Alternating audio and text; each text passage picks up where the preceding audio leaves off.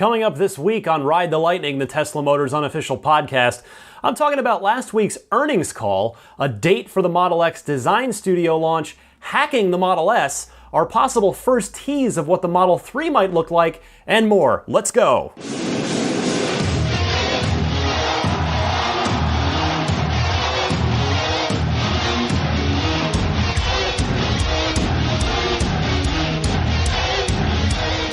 Welcome to Ride the Lightning, the unofficial Tesla Motors podcast, episode number 2 for August 9th, 2015. My name is Ryan McCaffrey. If you happened to join me for the first episode last week, I thank you very much for giving it a chance. Again, there really aren't any Tesla podcasts on the internet. I've had the burning passion for a long, long time, and I do a good bit of podcasting in my day job. So I thought, what the heck? Let's fire up. There's enough Tesla news going on a regular basis. I think I can make a weekly show out of this. So I want to thank everybody for all the great feedback about the first episode. The show is going to evolve as I figure out exactly what I want it to be, but I think we're off to a pretty good start. We're just here to have fun, go over Tesla news every week, analysis, some discussion. And something I mentioned last week, I'd mentioned that I've reviewed both the P85 2 years ago and the P85D just last month. If you'd like to see those reviews, I'm going to start putting hyperlinks to some of the more pertinent things I'm talking about in the show description each week. So be sure to check the show description this week for a link to my P85. It'll actually be a link to the P85D review, which itself has a link to the P85 review in the top of that. So we'll get right to it. There is plenty more of this. Like I said, I seem to have stumbled on a pretty good time to start a Tesla podcast because there is a lot happening lately. We'll go over earnings, we'll go over Model 3 possible tease, all kinds of stuff coming up right after this.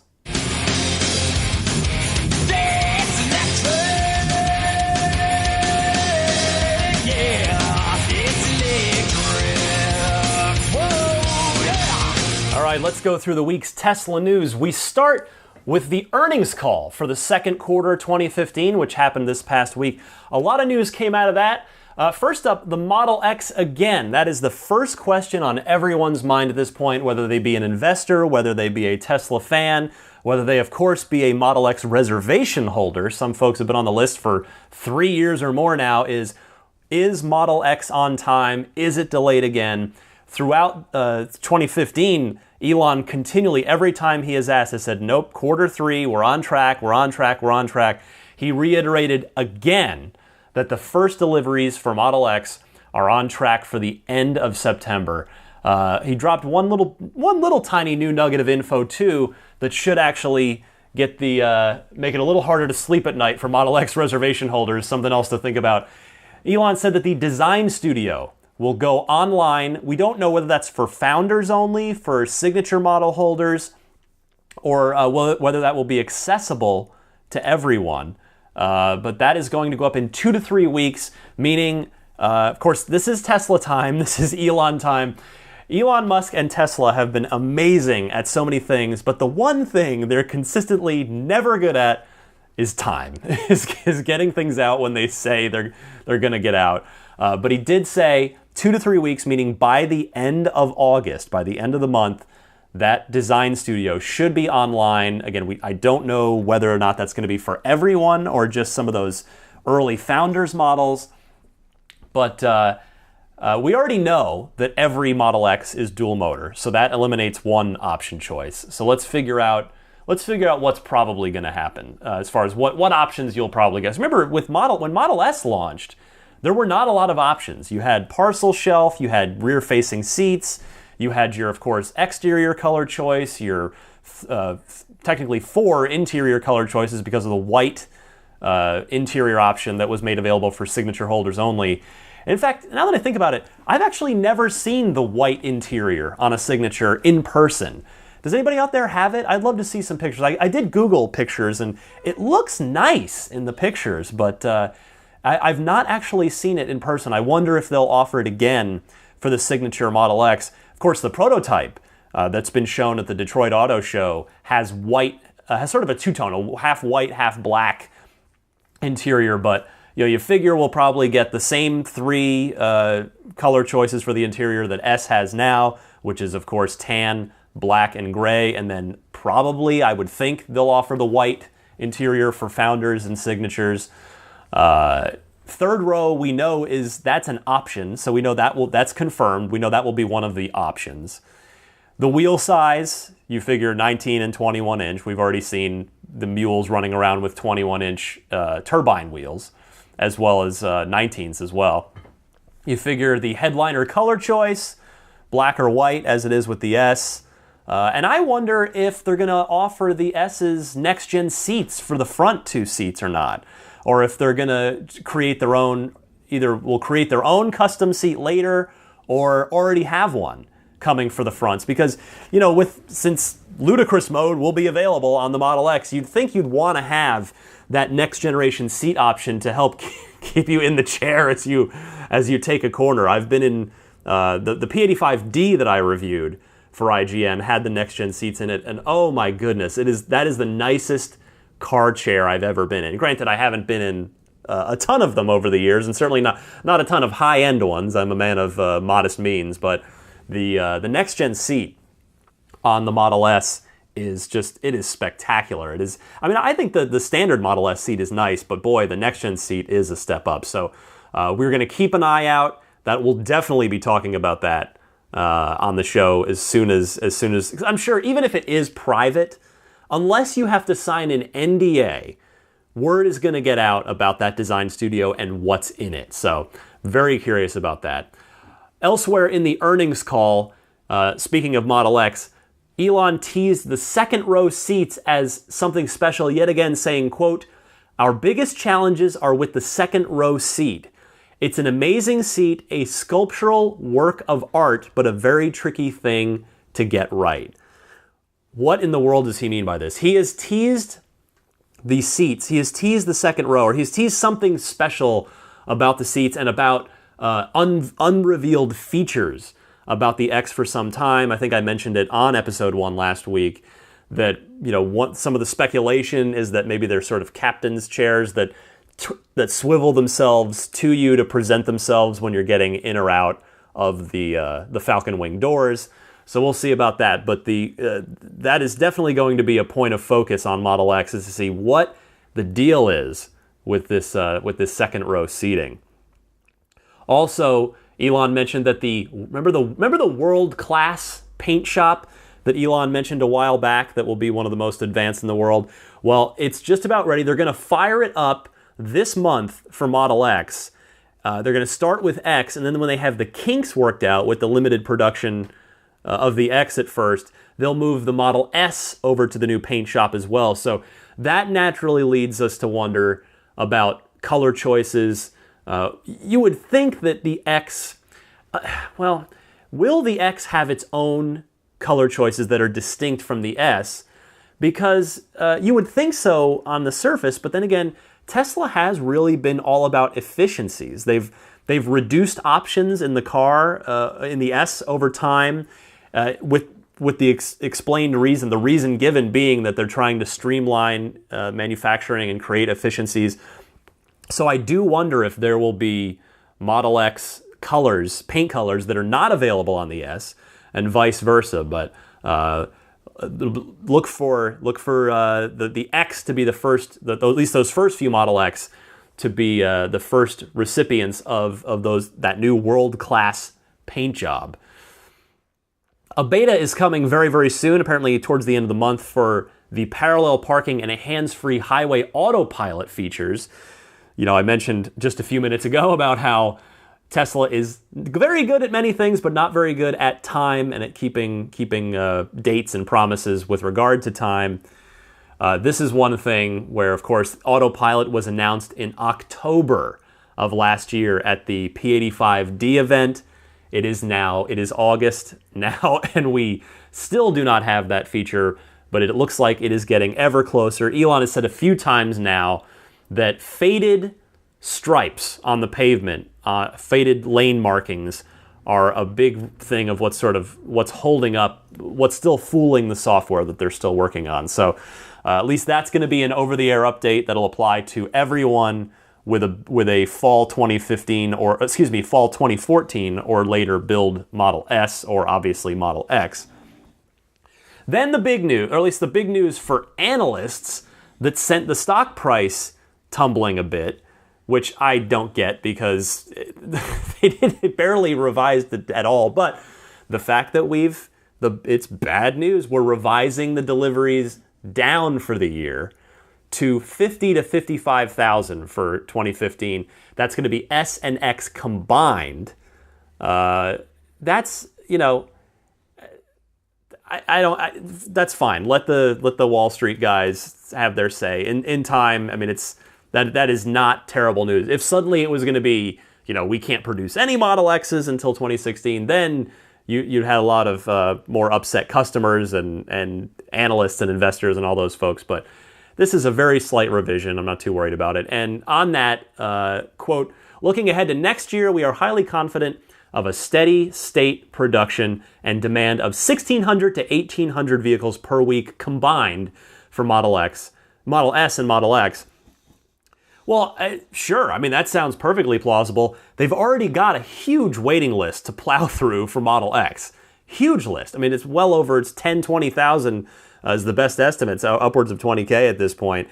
And if the S continues to have the demand that it has, they should hit that number easily. They're doing about roughly 1,000 Model S's a week now, multiplied by 50 working weeks a year. That's 50K right there. And you mix, if you're mixing in a whole bunch of, you got to clear that 20,000 backlog of Model X. They should have no problem hitting that. So that's good news there. Here's an interesting topic: hacking the Model S. Chrysler made news recently. You may have seen the story in Wired that some hackers were invited to virtually break into Chrysler. I believe it was a Jeep, might have been a Grand Cherokee if I remember correctly, and they completely just took over the car. They took over the entertainment system, were playing with the radio, the windshield wipers, and then they just shut the car off and made it pull to the side of the road. Well, there's a conference called DEF CON going on that's all about this. It's about security, in this case, automotive security. And so a couple of researchers, it's the Lookout Security CTO, Kevin Mahaffey, and Cloudflare head security researcher Mark Rogers. They did successfully hack a Model S at the DEF CON conference by invitation. They were invited to do so by Tesla, and what they were able to do was to plant a Trojan that allowed them to shut off the Model S remotely. However, here's the catch. It took them 2 years, and they needed physical access to the car. Good luck with that in the real world, because a Model S is extremely difficult to break into. I mean, even if you go through the glass, you're not going to get the car anywhere. So what they did find, though, by invitation with this hacking project, they found 6 vulnerabilities that they worked with Tesla on. They reported them back to Tesla, and then I'll give you a guess as to what you think happened next. Yes, that's correct. Tesla patched the vulnerabilities and pushed out an over-the-air update to all the cars to fix them. Done. Problem solved. It's not to say there won't be more challenges in the future, but the Model S remains an incredibly secure car, particularly for being one that's always connected, and it's obviously Tesla's such a small company. But it's yet another example of why Tesla is ahead of the curve and will continue to stay ahead of the curve. I love this company and what they're doing for things like this. Chrysler, let's cut right to it. They got clowned by hackers. They got embarrassed. They had to recall 1.4 million vehicles. It was like robbing a convenience store with a heavy automatic weapon. You've got to have the guts for it, but it's right there if you want to try it. Meanwhile, cracking the Tesla, that was like getting out of Alcatraz only to have the warden cover your escape routes with titanium plates after the getaway, so nobody else can even have a prayer of getting to it. So good to see Tesla taking security very, very seriously at the DEF CON convention. And that is just good news for all Model S owners, that not that they weren't already sleeping well at night, but here's yet another reason of Tesla being Tesla, and I love it. Here's something that you need to see from the Tesla official Twitter feed at Tesla Motors. I'll put a link to it in the show description. It's a charger snake. Do you remember? Do you remember back when Elon said, "Oh, we're working on something where your charging cable, when you pull into your garage, is gonna plug itself into the car, so you don't even have to bother with that." And we all kind of went, "Sure, Elon, whatever, buddy, okay." But of course, we've all learned by now to never doubt or bet against Elon Musk. They have a prototype, it works, and it's creepy, but it's really cool. It's kind of creepy cool. Check out the video, the quick video posted online. It's a metal-clad cable, charging cable, which sort of stands up like a viper in a cobra snake rather, and then it seeks out. It's looking for the charge port, which flips open, and then it sort of moves in, and click. So, and I've seen a lot of discussion on the Tesla Motors Club forum. Well, what good? They should be investing their time elsewhere. Well, number one, of course they're investing their time into important things, but for me, again, I don't have a Model S. I am a super fan from the out who's got the kid with his hands and face pressed up against the glass looking in. I think this could be super useful today. I mean, for me, I did get to live with the Model S for 3 days at a time with each of my 2 Model S reviews. And, but of course, by the 3rd day, I got good at pulling it into my very tight San Francisco garage with street parking and all kinds of stuff. I had to just wiggle it right into my garage. And I've got a NEMA 1450 40 amp outlet installed in my garage right where, when you pull the car into right where the charger port is at the rear left taillight there on the wall. And I would love this because, with an ICE car, you just get out and you go inside and you say hello to your family and they say, "How was your day today?" But with a Tesla, yes, you do have to take that extra step of if you've got a high power wall charger, your cable is there, you just take it off the wall and plug it into the car. If you don't, like in my case, I don't, since I don't own the car yet, you just have the NEMA 1450 outlet. I open the rear lift gate, take out the charging cable, plug it into the wall, then plug it into the Tesla. So it just takes it's of course painless and simple, but hey, I would love this today. I mean, think about pull into my garage, get out, walk inside, and then the Robo Snake just takes over, the Metal Gear Solid Snake for you video game fans, literally Solid Snake. But then think about that and couple that with the auto parking that's due to us here in the due to you Tesla owners in the not too distant future. I use us collectively. I'm sadly not one of you yet, but yeah, imagine the car, the self-parking feature. So, you pull into your driveway, you get out of your car, you close the door, you go inside, and then the car parks itself, and then the snake charger plugs itself in. And you don't have to do anything. And then when it's done, it can presumably unplug itself and dock the cable again. I mean, that's awesome. That is the sci-fi future. It is. We're on the doorstep of it. And in many ways, the Model S is that sci-fi future arrived today. But this is going to be awesome. I love that they're doing this. It's a lot of fun. All right, now for the Model 3 minute of the show. This is probably my favorite part of the show, just because, again, I am gunning for the Model 3. That is the Tesla I will be able to afford. That's the one I'm already saving for, already planning on. I'm going to try and get as close to the front of that line as I can because I just will want my car as soon as I can get it.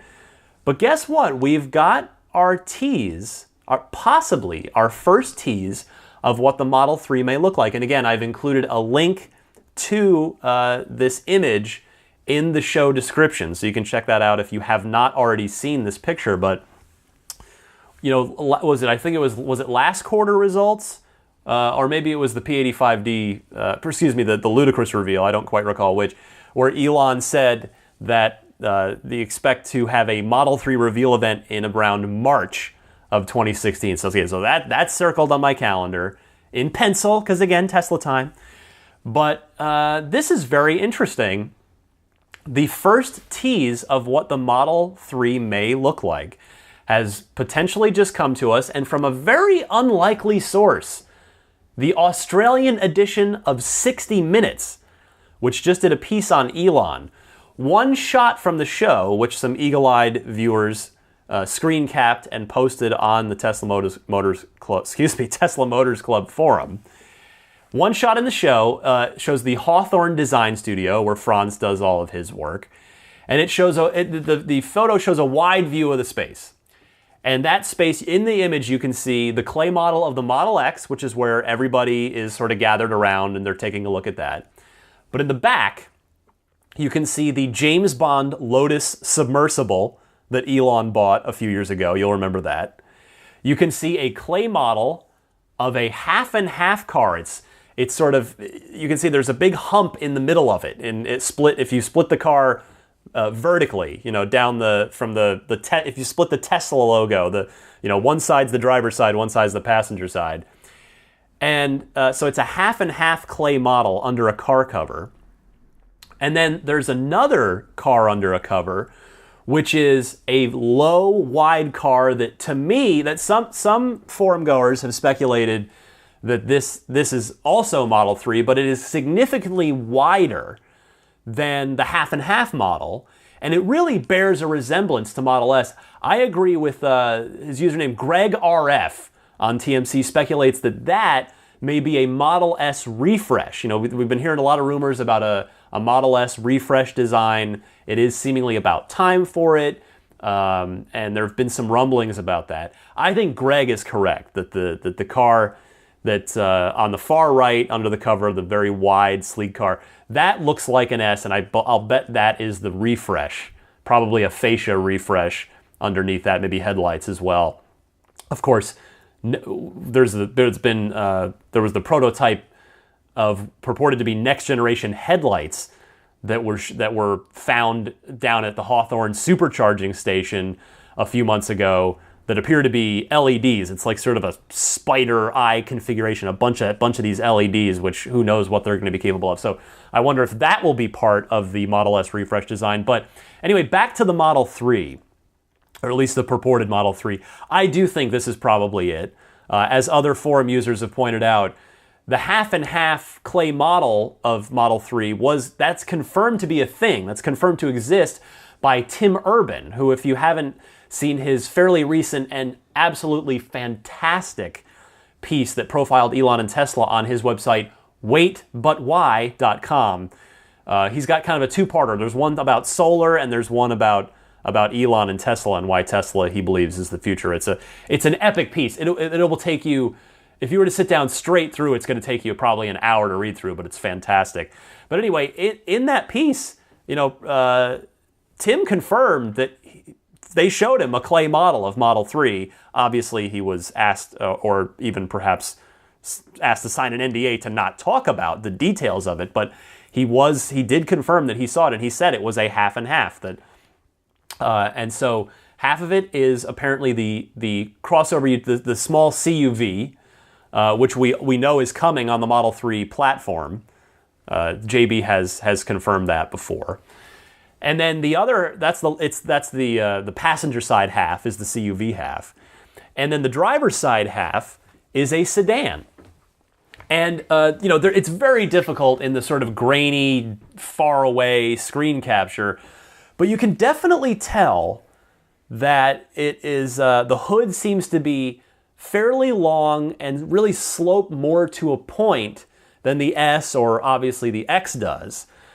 So by just judging from this, it would appear that the Model 3 will have a decent size frunk for its size. Again, of course, the car is going to be a bit smaller overall and certainly not as wide as the S is. Provided, of course, you don't opt for the dual motor version, as I plan to, then who knows how big the frunk's going to be. But it's tough to tell much else about it, but I do believe, as others on the forum do, I am of the belief that this is a Model 3 clay model. I don't understand how this. Tesla must have been okay with this out there as like an Easter egg tease for hardcore folks like me and probably everyone listening to this podcast, because there's no way that's an accident. There's no way Tesla allows any filming in that room unless they were comfortable with what might happen, with what might get shown on television. And so, the fact that of course, I'm sure the covers were put on specifically for this Australian 60 Minutes piece, but I'm surprised that the Model 3 was left in the room and that it was not completely trucked away and hidden somewhere else in the building for this. So that tells me that Tesla wanted this out there. So mark it down. The beginning of August here of 2015, we may look back on it as our first ever so slight glimpse at what the Model 3 looks like. Now, the good news for me, I am very much, as many are a fan of Tesla because the cars look nice. They're not weird mobiles. There's nothing leafy. There's nothing BMW i3e. There's nothing odd about the Teslas. They are just beautiful cars that, to the untrained eye, you'd think, oh, that's just a sleek sports car, that, regardless of whether it's electric or not.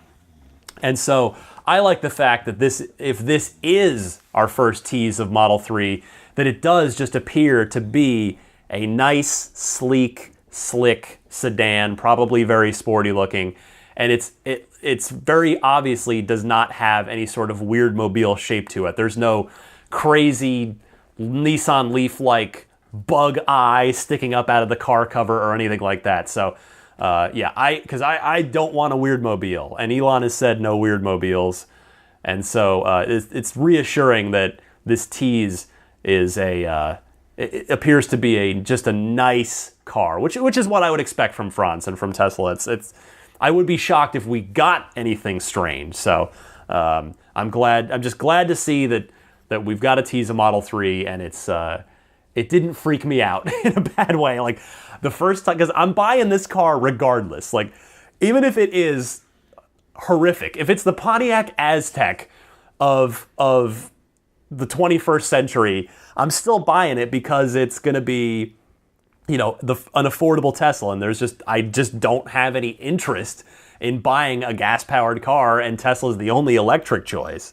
So I'm glad that whatever it's going to be, I'm going to buy it. And I want that, the first time I see it, I want to go, oh my goodness, it's beautiful. And we've taken the first step towards that. So I like that. Finally this week, Tesla VP of Business Development. I'm going to mess his name up. I don't know it. I'm going to go with Diarmuid O'Connell. O'Connell I definitely got. Someone can feel free to correct me. It's Diarmuid. I'm going to go with Diarmuid.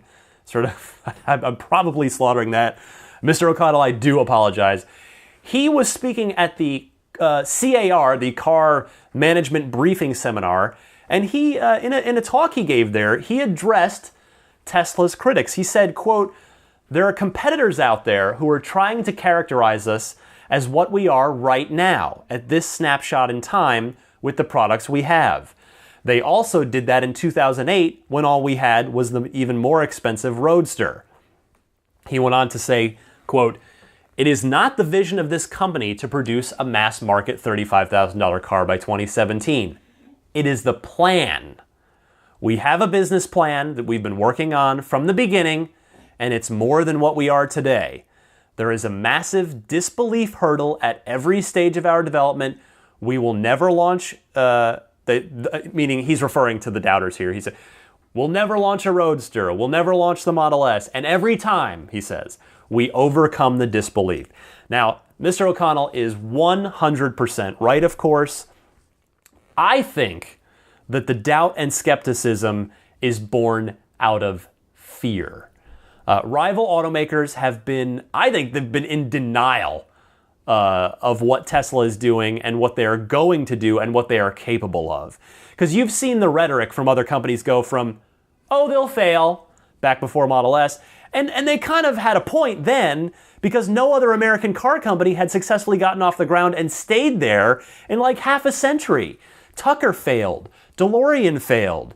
Bricklin, granted Bricklin was Canadian, or at least the cars were built there, pardon me. Bricklin failed, and all these guys failed, but Tesla, of course, did not. So, all right, so that's justified. But then the rhetoric from the rival car companies went to, oh, they're just a niche company, whatever. They're just a pimple on my back. No need to worry about them.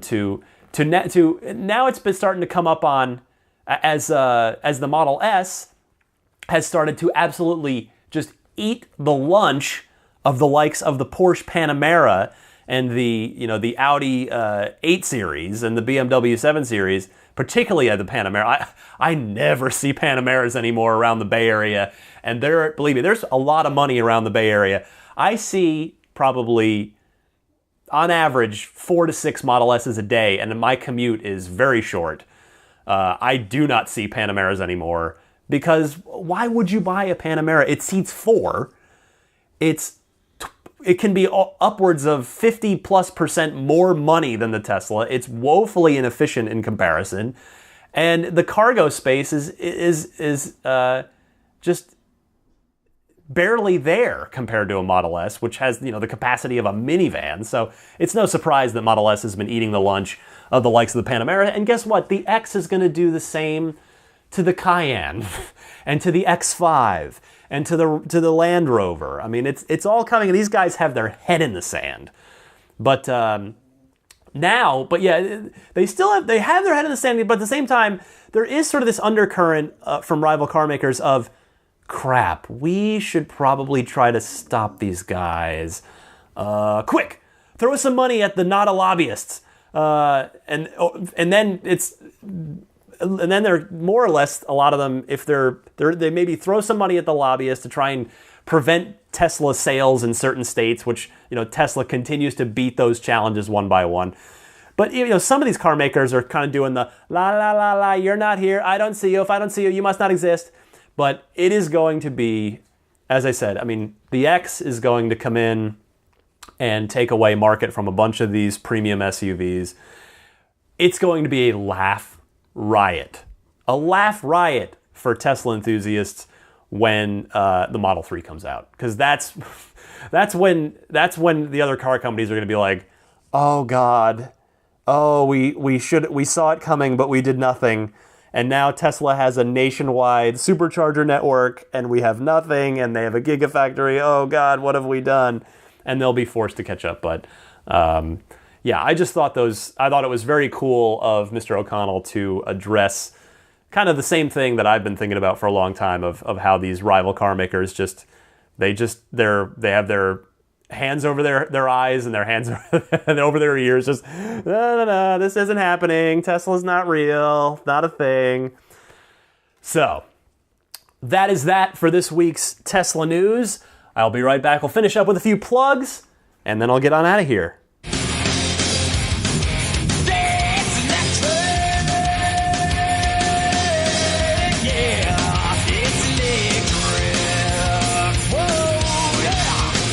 All right, allow me to give a couple plugs before I go. I welcome your feedback, your show ideas. The email address for the show is teslapodcast@gmail.com. I will check that on a regular basis.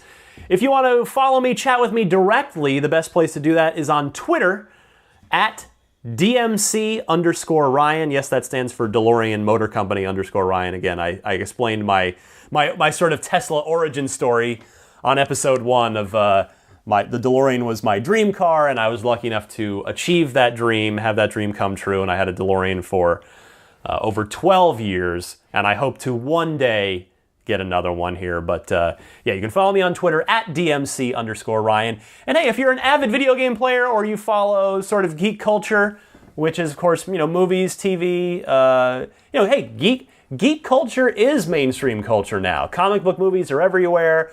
These great sort of Marvel, DC TV shows, all this fun stuff. We cover that each and every day at my day job, IGN.com. Doesn't stand for anything. It used to. Once upon a time it did.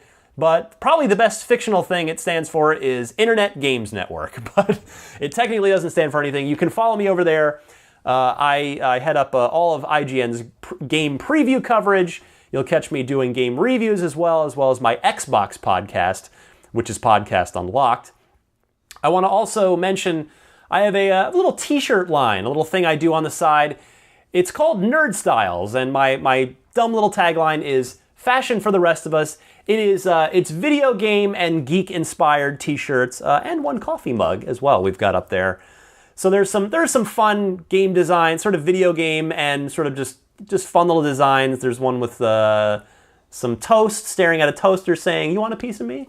There's that's one of my favorites. There's the most popular shirt, the Coexist shirt, which is an anthropomorphic Xbox controller and an anthropomorphic PlayStation controller, high-fiving with the word coexist on there. But yeah, nerdstyles.com. If you want to check out, I've got 10 shirt designs up there now, plus the mug. So do take a look at that if you're curious, if you're in the market for a fun t-shirt. Also, I want to give a quick plug to a fellow Tesla Motors Club member, Dave T. His weekly Tesla newsletter is fantastic. It does a great job of rounding up the week's Tesla news, and it helps me plan the show a little bit. I used it this week to help make sure I'd covered off on all the right topics for the show. You can subscribe to that absolutely for free at teslaweekly.com. So check that out. Again, my name is Ryan McCaffrey. This is a passion project for me, just a fun thing on the side. I'm going to be aiming for new shows every Sunday to publish those. I hope you're enjoying these first couple episodes.